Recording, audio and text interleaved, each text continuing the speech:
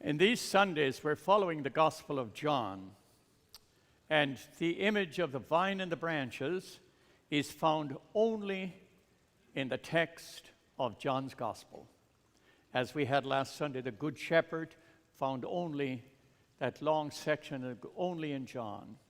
So we're taking these exclusive images that come out of John's Gospel. One or two introductory remarks. The image is meant to lead us to a teaching. You must not overplay the image. If you overplay the image, somehow it gets very complicated. For instance, we have the image of being fishers of men, fishers of people. Jesus says, "Leave your nets, I will make you fishers of people." Problem is, when you catch the fish, you kill the fish, and then you eat the fish. So you can't carry this image too far. Otherwise, the numbers will go down. So you have to take the image for its value in a particular teaching. And this is true also of the vine. Secondly, when you read the Gospel of John, it always prompts you to look deeper. There's a more profound and deeper teaching.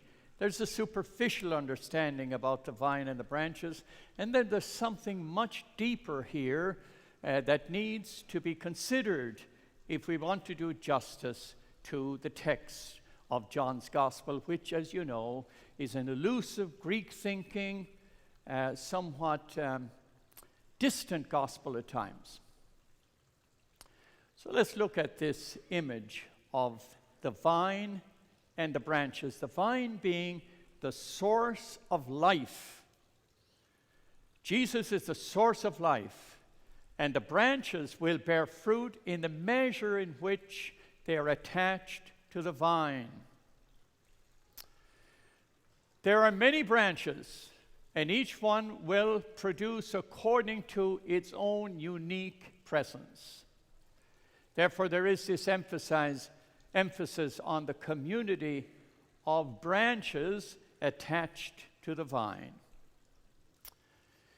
That's the fundamental image that is given to us in this text from John's Gospel. So I want to go deeper and stretch a little to see if we can grasp some deeper and more profound meaning from this text and from this image of the vine and the branches. So I'll stretch a little bit here and invite you to come with me on this. Read back in Plato. In Plato's Republic, he has this extraordinary and very widely understood image of the analogy of the cave, sometimes called the parable of the cave. And the manner in which he produces this in the Republic, in Book 7 in the Republic, is a conversation between his mentor, Socrates, and his brother, Glaucon.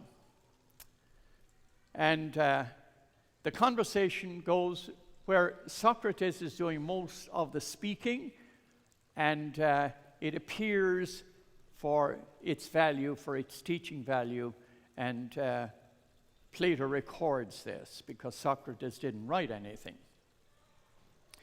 The image of the cave goes like this.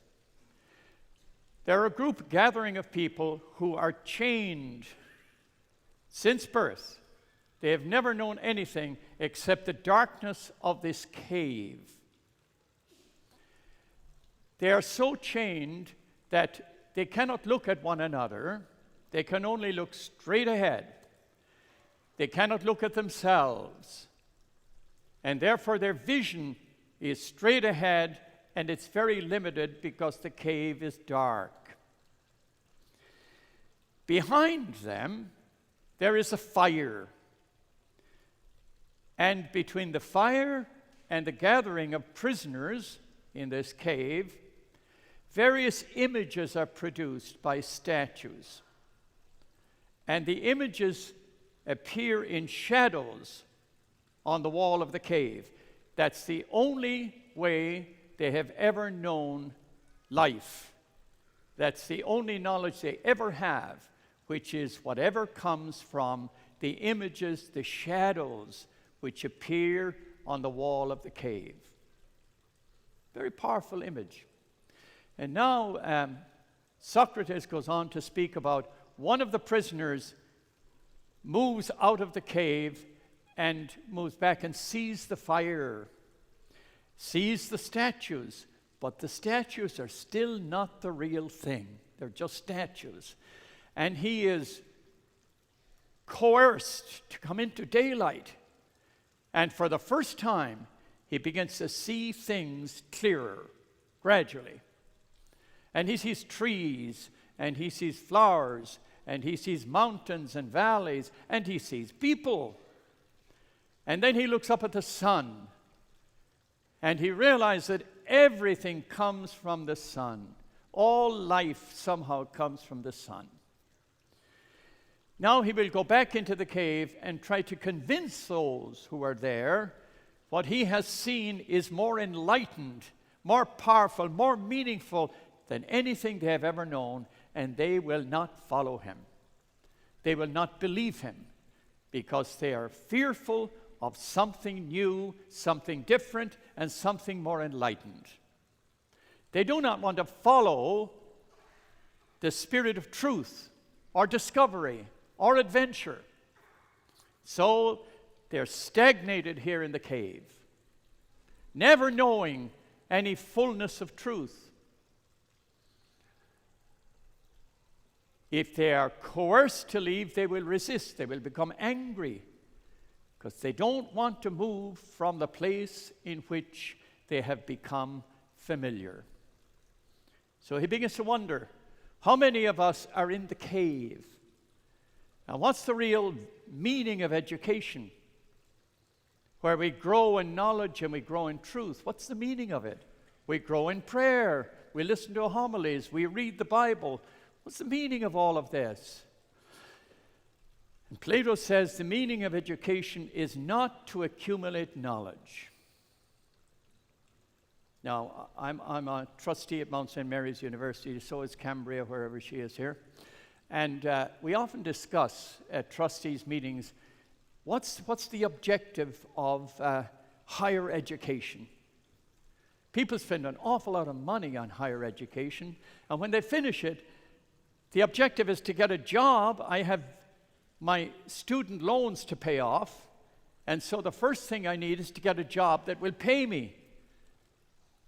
The danger is this becomes the objective.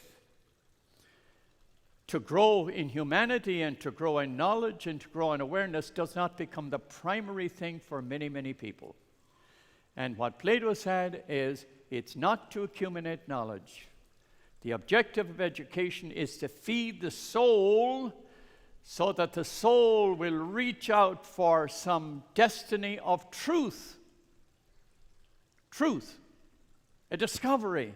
The soul will be animated to seek new things and new understanding of life, a new sense of who I am and where I fit into the world. And that's the invitation of divine revelation. Sometimes we get stuck in a cave and we're dealing with images and we're fearful to move, and yet the vine and the branches teaches us we follow the Spirit of truth, we follow Jesus Christ, we will be led to a place we have not known before. We will be moved into a new space which is somewhat risky at times, new ideas, a new sense of adventure, a new self-awareness. Who am I? What's the meaning of my life? How do I value the relationships which I have in my life? How do I see myself, my weaknesses, my emptiness, my brokenness? How do I value my humanity?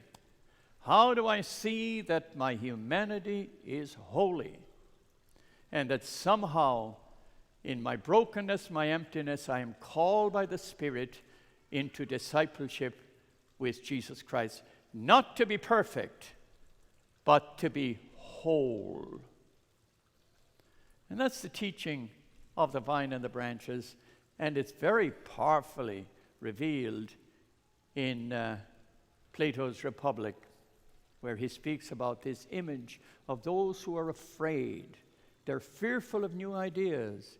They're fearful of change. They're fearful of being disturbed from the place in which they find themselves. And somehow, when you follow the Lamb, Jesus Christ, you will be led to a place you have not known, by a road less traveled. You may remember Scott Peck's book, The Road Less Traveled. It was a huge, huge bestseller. We all read The Road Less Traveled. And one of the reasons why we read it is the first line in that book says, "Life is not easy." Oh, I want to read this, because I can relate to this. So when the first line was, "Life is not easy," I said, "Geez, I got to read this." Watch this. Let the Spirit lead you. You're fearful about something. There's something that's holding you back. You've got some impediment, some cross. You've got some obstacle in your life. Some fear of you need to be released. When you follow the Lamb, you follow Jesus Christ, you become one with the vine. The Spirit of God will lead you into a new self-awareness, a new understanding of your relationships, and a new interpretation of the world. Amen.